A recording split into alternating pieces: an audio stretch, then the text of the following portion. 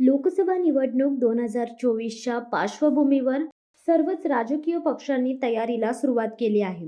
महाराष्ट्रातील 48 लोकसभा मतदारसंघांपैकी मुंबईतील 6 मतदारसंघांवर सर्वच पक्षश्रेष्ठींचा डोळा आहे.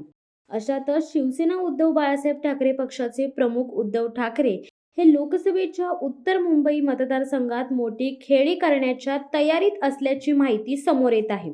त्यानुसार माजी आमदार विनोद घोसाळकर यांना या मतदारसंघातून उमेदवारी देण्यात येणार असल्याच्या चर्चांना उधाण आले आहे. विशेष म्हणजे विनोद घोसाळकर हा शिवसेनेचा जुना चेहरा असून त्यांना उमेदवारी दिल्यास या मतदारसंघात भाजपच्या मतांवर परिणाम होण्याची शक्यता वर्तवली जात आहे. उत्तर मुंबई लोकसभा मतदारसंघ महाविकास आघाडीच्या जागा वाटपात शिवसेना ठाकरे गटाकडे आल्यानंतर उमेदवार म्हणून विनोद घोसाळकर यांच्या नावाची चर्चा आहे. पदाधिकाऱ्यांकडून या लोकसभा मतदारसंघातून विनोद घोसाळकर यांच्या नावाला पसंती आहे. स्थानिक पदाधिकाऱ्यांकडूनही सोशल मीडियावर प्रचार केला जातो आहे. मात्र अद्याप कुठल्याही प्रकारे उमेदवारी शिवसेना ठाकरे गटाकडून या लोकसभा मतदारसंघासाठी जाहीर करण्यात आलेली नाही.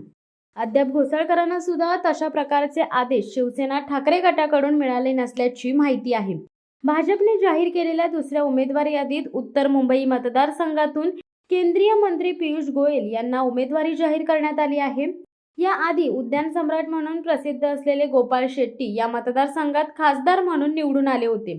मात्र लोकसभा निवडणूक 2024 साठी गोपाळ शेट्टी यांना उमेदवारी नाकारत पियुष गोयल यांना देण्यात आली आहे.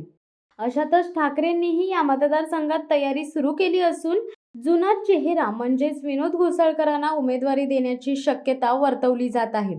विनोद घोसाळकर यांना उत्तर मुंबई लोकसभा मतदारसंघातून उमेदवारी दिल्यास त्यांना सहानुभूती मिळण्याची शक्यता आहे. पण अद्याप घोसाळकरांना उमेदवारीबाबत अथवा तयारी करण्याबाबत कोणतेही आदेश शिवसेना ठाकरे गटाकडून देण्यात आलेले नाहीत. शिवसत्ता टाइम्स न्यूज ब्युरो, मुंबई.